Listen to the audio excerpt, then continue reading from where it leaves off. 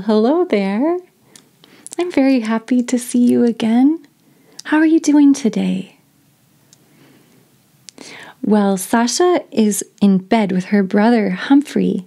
You haven't seen him before, so I thought I would show you both of them, Sasha and Humphrey. I know they're as excited as I am to decorate, sing, and share another story with you today. And why don't we find out what's in our Advent calendar for today, December 18th?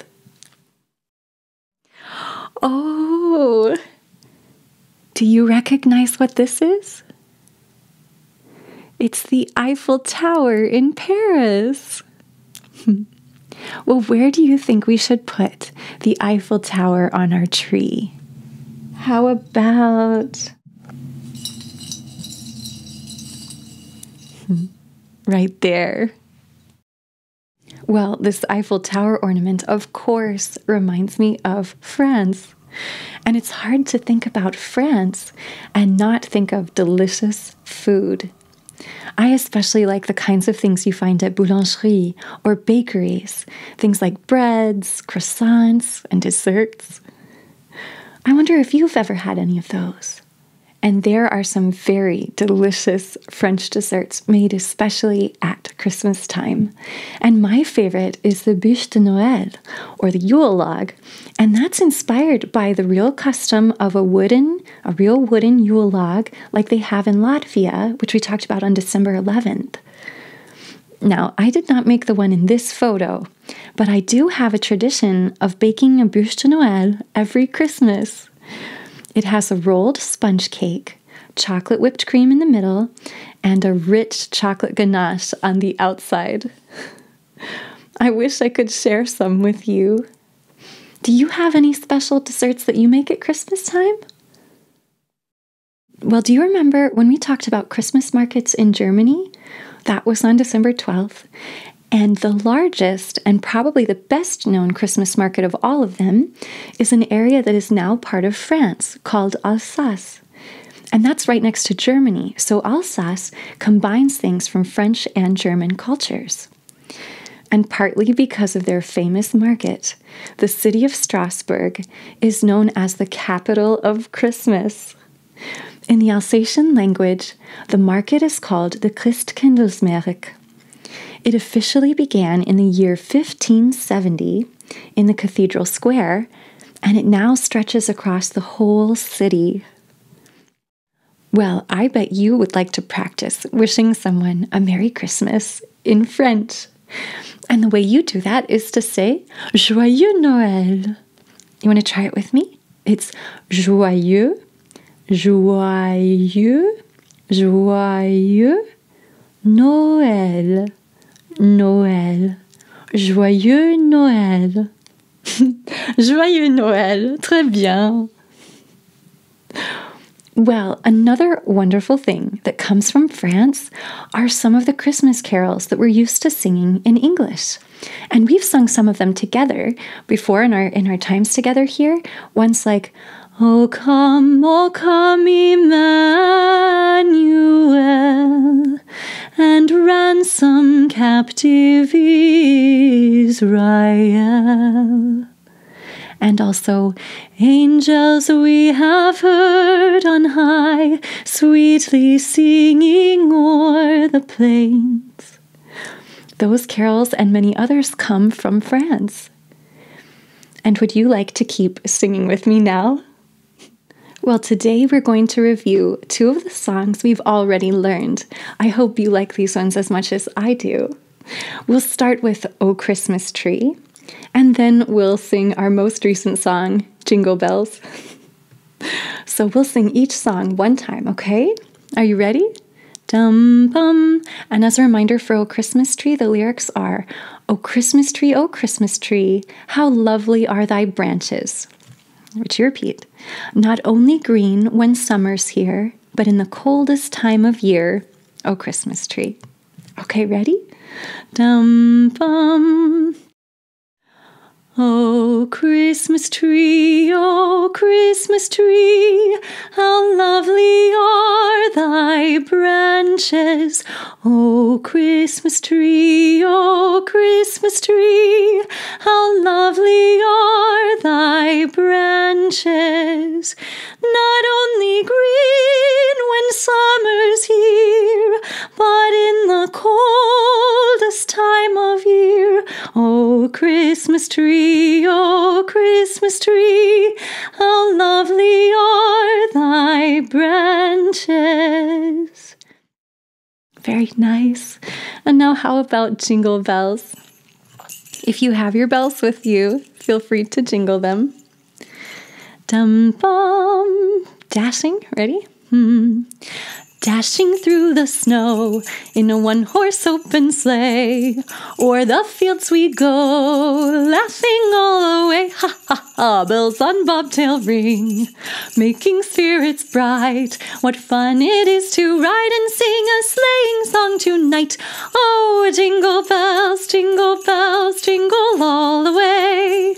Oh, what fun it is to ride in a one-horse open sleigh. Jingle bells, jingle all the way. Oh, what fun it is to ride in a one-horse open sleigh. Great job. Thank you again for singing with me. And tomorrow we'll start learning a new song. But right now, it's time for our story of the day. And this one comes again from the children's book of Christmas stories. It's called Little Gretchen and the Wooden Shoe, and it was written by Elizabeth Harrison based on what is believed to be a German legend. Once upon a time, a long time ago, far away across the great ocean, in a country called Germany, there could be seen a small log hut on the edge of a great forest, whose fir trees extended for miles and miles to the north. This little house, made of heavy-hewn logs, had but one room in it. A rough pine door gave entrance to this room, and a small square window admitted the light. At the back of the house was built an old-fashioned stone chimney, out of which in winter usually curled a thin blue smoke, showing that there was not much fire within. Small as the house was, it was large enough for the two people who lived in it. I want to tell you a story today about these two people. One was an old gray-haired woman, so old that the little children of the village nearly half a mile away often wondered whether she had come into the world with the huge mountains and the great fir trees which stood like giants back of her small hut.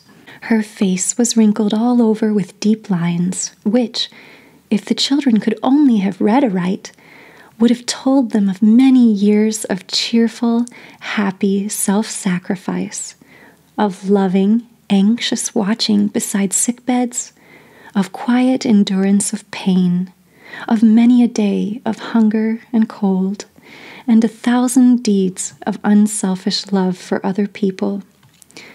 But of course they could not read this strange handwriting. They only knew that she was old and wrinkled, and stooped as she walked. None of them seemed to fear her, for her smile was always cheerful, and she had a kindly word for each of them if they chanced to meet her on her way to and from the village. With this old woman lived a very little girl. So bright and happy was she that travelers who passed by the lonesome little house on the edge of the forest often thought of a sunbeam when they saw her. These two people were known in the village as Granny Goodyear and Little Gretchen. The winter had come, and the frost had snapped off many of the smaller branches from the pine trees in the forest. Gretchen and Granny were up by daybreak each morning. After their simple breakfast of oatmeal, Gretchen would run to the little closet and fetch Granny's old woolen shawl, which seemed almost as old as Granny herself. Gretchen always claimed the right to put the shawl over Granny's head, even though she had to climb onto the wooden bench to do it. After carefully pinning it under Granny's chin, she gave her a goodbye kiss, and Granny started out for her morning's work in the forest. This work was nothing more or less than the gathering up of the twigs and branches which the autumn winds and winter frosts had thrown upon the ground. These were carefully gathered into a large bundle, which Granny tied together with a strong linen band. She then managed to lift the bundle to her shoulder and trudged off to the village with it. Here she sold it for kindling wood to the people of the village. Sometimes she would only get a few pence each day, and sometimes a dozen or more, but on this money little Gretchen and she managed to live. They had their home, and the forest kindly furnished the wood for the fire, which kept them warm in cold weather. In the summertime, Granny had a little garden at the back of the hut where she raised, with little Gretchen's help, a few potatoes and turnips and onions. These she carefully stored away for winter use. To this meager supply, the pennies gained by selling the twigs from the forest added the oatmeal for Gretchen and a little black coffee for Granny. Meat was a thing they never thought of having. It cost too much money. Still, Granny and Gretchen were very happy because they loved each other dearly. Sometimes Gretchen would be left alone all day long in the hut because Granny would have to do some work in the village after selling her bundle of sticks and twigs. It was during these long days that little Gretchen had taught herself to sing the song which the wind sang to the pine branches. In the summertime, she learned the chirp and twitter of the birds, until her voice might almost be mistaken for a bird's voice. She learned to dance as the swaying shadows did, and even to talk to the stars, which shone through the little square window when Granny came home too late or too tired to talk. Sometimes, when the weather was fine, or her Granny had an extra bundle of newly knitted stockings to take to the village, she would let little Gretchen go along with her. It chanced that one of these trips to the town came just the week before Christmas, and Gretchen's eyes were delighted by the sight of the lovely Christmas trees which stood in the window of the village store. It seemed to her that she would never tire of looking at the knit dolls, the woolly lambs, the little wooden shops with their queer painted men and women in them, and all the other fine things. She had never owned a plaything in her whole life. Therefore, toys which you and I would not think much of seemed to her to be very beautiful. That night, after their supper of baked potatoes was over, and little Gretchen had cleared away the dishes and swept up the hearth, because Granny dear was so tired, she brought her own small wooden stool and placed it very near Granny's feet and sat down upon it, folding her hands in her lap.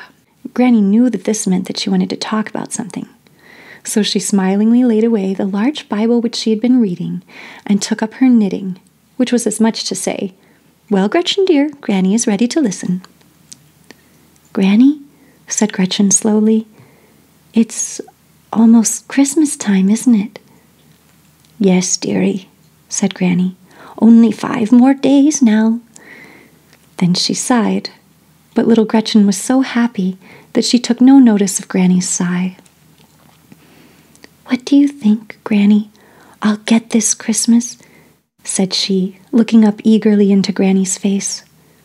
"Ah, child, child," said Granny, shaking her head. "You will have no Christmas this year. We are too poor for that." "Oh, but Granny," interrupted little Gretchen, "think of all the beautiful toys we saw in the village today.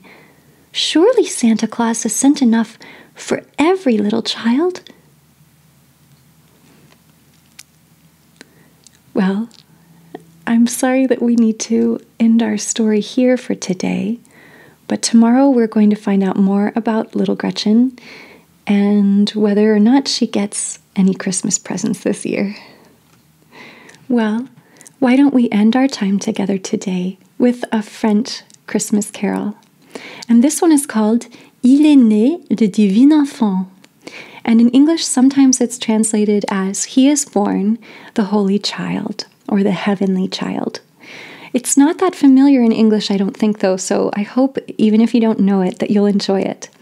And basically, it talks about Jesus being born and that being celebrated with music like oboes and bagpipes even, and that the prophets had foretold Jesus coming, and now it's finally here. So, il est né, he is born.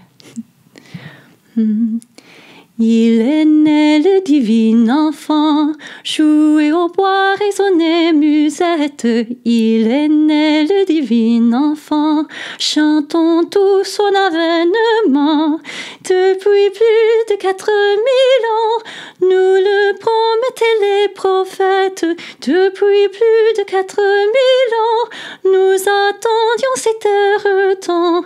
Il est né le divin enfant, jouez au bois, résonnez musette. Il est né le divin enfant, chantons tous son avènement. Well, thank you again so much for coming to see me today.